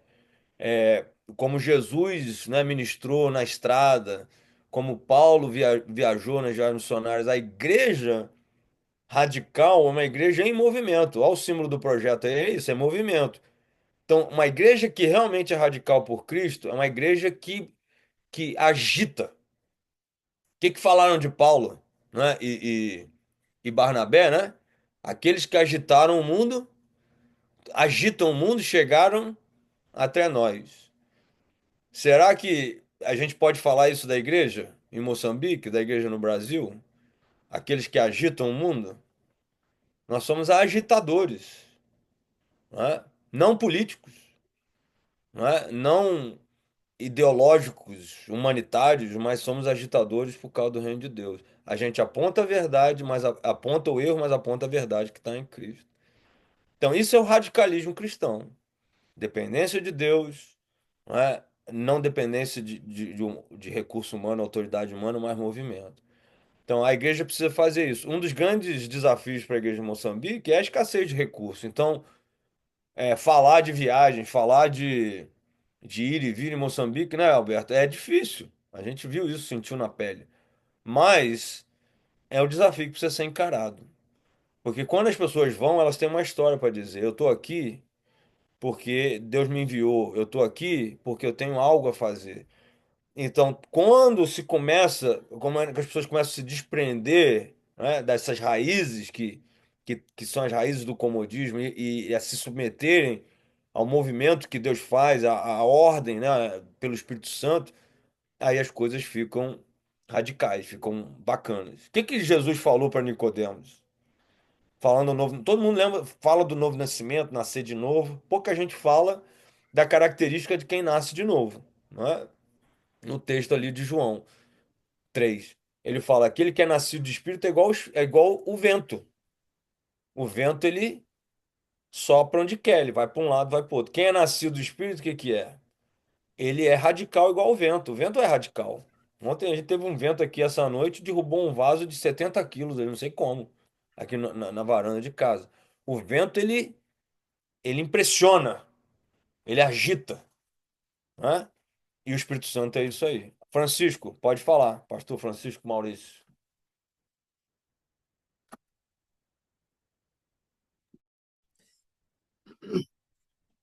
Bom, muito obrigado pela permissão. Eu estava escutando esse tema, é muito interessante. Bom, em relação aos desafios para nós em Moçambique, eu quero olhar mais para Moçambique, não tanto como a África. Moçambique, porque eu estou em Moçambique. O desafio é bastante interessante em relação ao islamismo. Ora, vejamos, isto começa pouco aos poucos. Como os outros estavam a falar, quando no início do século XV, lá por 1498, os portugueses entram em Moçambique, os árabes já cá estavam. Hum, Hoje, estamos a perceber que o islamismo está tomando uma proporção ligeiramente grande, embora não muito, usando essa parte do islamismo popular. Falamos de Cabo Delgado, estamos a falar de Niassa, há pouco tempo o pastor Maurício falou de Niassa.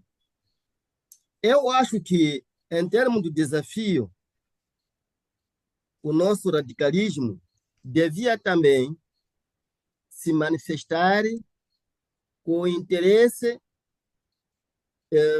de investirmos na formação de pessoas. Se eu vou levar uma pessoa, se eu vou para Niassa, vou evangelizar, eu sei que em Niassa o cristianismo está lá. Aliás, o muçulmanismo está lá. E eu vou lá, vou trabalhar, fico lá uns 2, 3 meses e começo o trabalho. Eu saio. Vou deixar lá uma pessoa sem nenhuma base bíblica capaz de ensinar. O que vai ser essa pessoa lá? Essa pessoa estaria a deixar num lugar onde ele não vai conseguir ter saída. Porque apenas eu fui lá evangelizar, vi que tinha alguém que sabia ler Bíblia, que mostrava interesse de aceitar a Jesus, realmente ele aceitou, mas eu vou deixar ele lá, eu não vou formar ele. Este é o grande desafio que nós temos. Nós precisamos de ir evangelizar, mas nosso radicalismo também deve-se assentar na formação. Se eu deixo alguém em Niassa, onde eu sei que há muitos problemas de muçulmanismo, e essa pessoa não tem bases bíblicas fortes, o evangelho não vai se espalhar lá. uhum. Ô, Francisco, Eu acho que, eu o, acho que sim, pode. pastor. Não, Pode falar, pastor. eu não, pode falar. Eu só queria te perguntar se. É porque às vezes a gente, aqui tá no Brasil e tal, acha, os muçulmanos estão. Tem uma ameaça. de dominar Moçambique e tudo. Você como pastor e tudo que você está falando, o problema realmente maior é eles ou somos a igreja que precisa mais? É isso que você está falando aí, né? A igreja, o que que tu achas? O que De- que eu acho, pastor? O que que estou falando, pastor? É a questão de formação. Pastor, imagina essa viagem que o pastor fez. Se tivesse chegado em Niassa ou numa outra região, e se tivesse tempo de ficar um mês, 2 meses, Deus podia abrir as portas, evangelizar, ter umas 3, 4, 5 pessoas que aceitaram Jesus. E depois o pastor sai. Pessoas sem nenhuma formação. O que vai acontecer com essa pessoa? Está perto ou está numa região onde o muçulmanismo reina. Então, estou a dizer que o que Moçambique precisa, na minha opinião, nós moçambicanos, a nossa Convenção Batista em Moçambique, precisa de investir na área de formação. Não apenas ter visão para começar o trabalho, mas ter visão para formar aquele homem que está lá. Para ele ter essa capacidade apologética que nós estamos aqui a discutir. Esse é o nosso desafio. É o que eu tenho visto em Moçambique. A Convenção Batista tem esse desafio. Este eu acho que é um dos assuntos que nós, para lá à frente, precisamos de discutir. Podemos dizer, vamos evangelizar em Niassa. Temos lá um irmão que deixamos de Niassa. Mas qual é a base bíblica que esse irmão tem para conseguir evangelizar da verdade? Porque depois de nós evangelizarmos, precisamos de alimentar aquela gente espiritualmente. Então, eu tenho que ter alguma base, uma certa capacidade, embora que não tanta teologia, mas para poder ministrar as pessoas que eu vou evangelizando. Eu olho para a escola como uma base muito forte no cristianismo. Estou falando de escola teológica.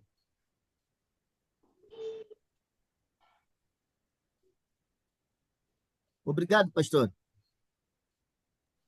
Muito bom, Francisco. Obrigado. Nunes, complementa aí. Sim, boa noite, irmãos. Não muito para complementar, mas acabamos de introduzir esse tema e como nós, batistas, regemos para a Bíblia como a nossa regra da fé, não vi nenhuma citação bíblica que possa sustentar isso que estamos aqui a explanar. Não sei se não é necessário, só trago essa inquietação. Aqui não é um estudo bíblico, Nunes, é um estudo apologético. Então, a apologética, ela usa argumentos da filosofia, né? Obviamente que nós somos cristãos, mas quando a gente fala de debate apologético, a gente trabalha com o mundo das ideias. Obviamente que nós temos as ideias cristãs, mas nós estamos desenvolvendo o aspecto, né, filosófico apologético da lógica, né? Mas citamos alguns versículos, então eu citei dois, inclusive, né? Buscar o reino de Deus em primeiro lugar, né? E esse é o radicalismo, né? De Mateus, Sermão do Monte, capítulo 6. Mas também o texto que é importante é João 3, né? O vento sopra onde quer, né? E você não sabe de onde ele vem, para onde ele vai. Então, isso é fundamental para se viver o radicalismo. E a gente esquece desse texto, né? Quem é nascido de novo, ele é radical, porque ele tem o Espírito Santo. Não é, Cláudio? Não é isso que você estava querendo falar aí? E a gente acha que nascer de novo é para você continuar plantando batatas, ficar no seu quintal. Mas quando você nasce de novo, você é como o vento. É isso que Jesus está falando. Você não é contível. E muitas vezes as circunstâncias da vida, o seu emprego, as comodidades onde você tem a casa, a família e tudo, seguram. Muita gente não faz o trabalho missionário porque não quer ouvir a voz de Deus, não quer ir. Ou então começa a dar desculpa, né? Não tenho recurso, não tenho isso. Aquilo que a gente já conhece na Bíblia. Mas o que o Novo Testamento aponta, pelo próprio exemplo de Cristo e de Paulo, é isso, é de viver, né, na estrada, de fazer um movimento, é isso que a gente está falando. Moçambique precisa disso, a África precisa disso. E como é que é incrível, o Francisco viu isso aí. O pastor Francisco já faz isso, né? Ele está lá em Mocuba, está aí. E esse movimento aí que é de 200 quilômetros, parece, né? Que não parece tanto assim, mas para a província aí da Zambésia já é muito, porque aquele canto ali, se não fosse isso, né? Não estaria acontecendo. Não é importante isso, Francisco, você ter a visão regional, ir e vir, dar apoio, e Deus usa isso. Então, se todos fizessem isso, né? Se a gente tivesse uma igreja mobilizada, né? Nesse radicalismo que a gente está falando, aí o mundo vai ver. O mundo vai se render. E essa admiração, né? Que eu falo dessas pessoas que não são radicais, mas admiram os radicais, talvez ela seja voltada para o cristianismo, né? As pessoas começaram, esses crentes aí, como o Cláudio falou, eles vivem o que pregam. Eu quero beber dessa água, né? Ele falou igual o mineiro aí, quero beber dessa fonte aí, né? Que eles bebem. E isso é poderosíssimo, né? O exemplo de vida, a caminhada, a jornada a ser vivido, ok? Semana que vem, eu quero que vocês, se puderem fazer um trabalho de casa, né? Eu vou tentar traduzir, eu não tive muito tempo para fazer isso, mas só, por exemplo, o assunto de Meca é bem simples, para vocês entenderem a questão. Ó. Olha o que o Islã fala sobre Meca. Meca é onde Adão e Eva foram lançados do jardim. Então, Meca, ela é a primeira lugar de habitação humana. Eles afirmam isso, ó. Ele dá até a fonte, o Surá 7:24. Meca é onde Abraão viveu e ele destruiu os ídolos. Então, Abraão viveu em Meca, longe pra caramba, mas ele viveu lá. E Meca é o centro comercial, de troca comercial, do norte, sul, leste e oeste. É o centro do mundo. É o Dubai da antiguidade. Então, o que a gente precisa, então, da mesma forma que eu falei para o Michel mais cedo, cadê os documentos que provam que Meca é essa cidade da antiguidade? Onde é que Meca aparece na história? Cadê os relatos históricos? Então, aí a gente vai trabalhar de novo com a questão apologética, ok? Então, os argumentos estão, né, no tripé, né, que eu falei, e é o que a gente vai continuar trabalhando na semana que vem, mas vocês podem dar uma estudada. E no final, Claudinei, pastor Ivan também ele saiu, mas talvez a gente possa produzir um material, hein, pastor Alberto? Para esse discipulado aí, especificamente, né, Sim, apontando sim, sim. essas questões, entendendo, eu sempre falo isso, ser faixa preta de jiu-jitsu, entendeu? Ajuda, mas você não ganha a pessoa. Então, você poder ter um argumento para destruir o Islã não é garantia de que aquela pessoa vai se tornar um cristão, até por causa das razões que ele está lá. Então, a gente precisa ter essa maturidade, esse discernimento na cabeça. Estão entendendo isso, né? Não é só destruir, porque destruir o Islã é fácil. Mas a gente precisa ganhar aquela pessoa e a gente está vendo que as ferramentas estão mais do lado de cá, na nossa própria vida, do que na questão apologética propriamente. Amém? Vamos orar? Alguém mais quer falar? Francisco, abriu o microfone. Sim, pastor, queria dizer o seguinte, desculpa, olhando para o meu pensamento, segundo no que estava dizendo, ah, tenho sentido muito grato. O pastor Alberto Maurício, ele está na área de educação teológica, na Convenção Batista, em Moçambique, e eu sinto grato quando olho na sua visão, na visão dele. Porque se hoje nós estamos aqui, nós moçambicanos, por exemplo, nessa plataforma onde nós estamos, se estamos nesse curso ali, se calhar, graças a Deus, não é? que tanto ajudou o pastor Maurício para poder ter essa visão em começarmos a termos esses estudos. É nisso que eu estou a pensar, é por isso que eu estou a pensar que os batistas, a CBM, a Convenção Brasileira de Moçambique, tem que começar a pensar nisso, formar gente que entende, o que tem que fazer, por que fazer e como fazer. Entre os Porque muçulmanos, é muito importante. É muito importante. especificamente para os muçulmanos, é isso? Mandar missionários para os muçulmanos. Exatamente, exatamente. Sim, exatamente. É para isso mesmo. É isso que nós precisamos de ter. Uhum. Então, bom, eu acho que como pastor Alberto Maurício ainda está na CBM como da educação teológica, eu acho que ele vai, vai pensar mais um pouco nisso. Esse é o desafio. É um desafio mesmo, é. Com todos nós, Não, hein? Com todos nós. não. Graças a Deus, é por isso que hoje estamos aqui, é porque o pastor teve essa visão. Espero que essa visão continue na CBM para os próximos que lhe substituírem, se assim for.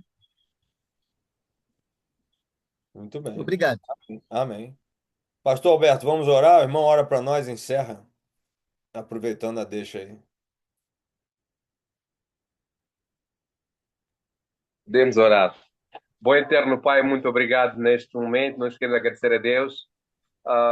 O Senhor nos ama bastante.